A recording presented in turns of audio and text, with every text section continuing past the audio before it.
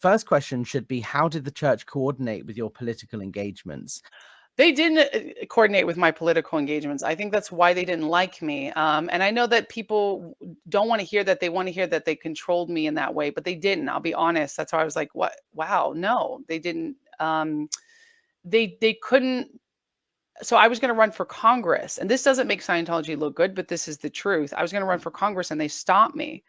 And they told me you can't. And I said, well, show me the references that say I can't, because it's all, they made me read a bunch of references and it all said Scientology. And I said, well, I'm a Scientologist.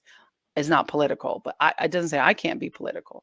So I was going to run for Congress. And I think it's because OSA was bombarded with too many messages, that because every time I would do something, I'd be on Fox News talking about Congress, and people were even like, are you going to run for a president? It was like a big thing. It got out of hand, right?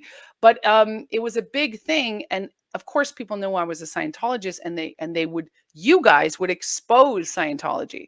So I think the reason they didn't want me in Congress is because it would be too much heat. I hadn't safe pointed enough people. I was just too much of a fireball. They couldn't control me. So they never I interviewed your former political manager, and he told me that was the thing, that he really felt you had a potential to get a lot of success on the political side, but that the Scientology was holding you back. He was telling me that the Scientology did not like you spending so much time on political things. Exactly. That's right, Tony. You interviewed him, and I was so upset with him at the time for doing that, because I felt heartbroken, like, but and rest in peace, Robbie Olson. He tried his best, and he was a good guy in that way. And I'm glad that you interviewed him. I'm glad now. I'm happy for all these articles now. I'm like, good, get the truth out.